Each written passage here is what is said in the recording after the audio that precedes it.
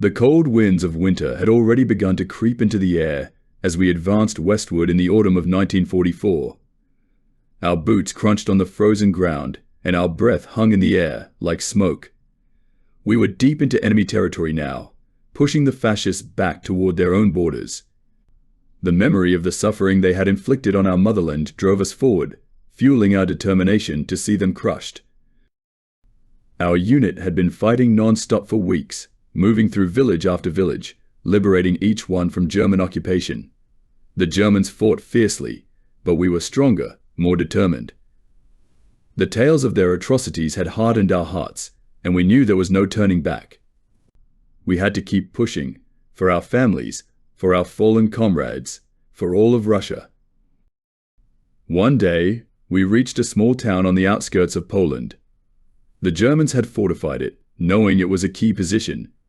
We were ordered to take it by any means necessary.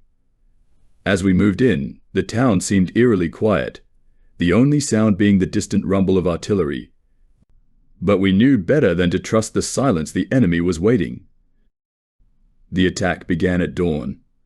Our artillery opened up first, pounding the German positions, tearing through their defenses. We followed, charging through the smoke and debris, rifles at the ready. The Germans were dug in, their machine guns raking our ranks as we advanced.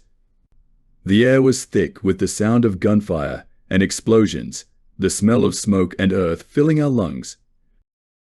The fighting was brutal, house to house, room to room. We fought through the ruins, the cold stone walls echoing with the sounds of battle. The Germans were desperate, but so were we.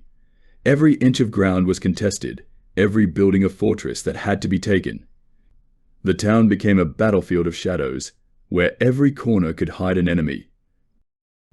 I remember vividly the moment we stormed one of their strong points, a heavily defended church at the town's center.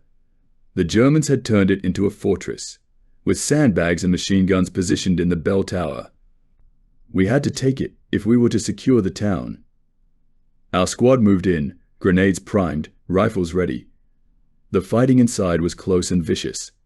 The walls were splattered with blood, the pews shattered by gunfire. As we cleared the last room, the silence returned, but it was a different kind of silence, the kind that follows the end of a battle. We had won, but at a great cost. The church, once a place of peace, was now a tomb for both Germans and Russians. I stood there, breathing heavily, looking at the bodies of the fallen, both friend and foe. There was no glory in it, only the grim satisfaction that we had done what needed to be done. We secured the town by nightfall, and the German survivors either fled or were captured. As we regrouped and tended to the wounded, I couldn't help but think of the lives lost, the destruction left in our wake. But there was no time for reflection. We knew the war was far from over, and there were many more battles to be fought before we could finally say it was done. That night, as we huddled around a small fire, I thought of home. I thought of my family, waiting for me in a small village far to the east. The war had taken so much from all of us, but we had to keep going. The fight was not just for us, but for the generations to come. We had to ensure that the fascists would never again threaten our land, our people. The campaign continued, and with every battle we moved closer to victory.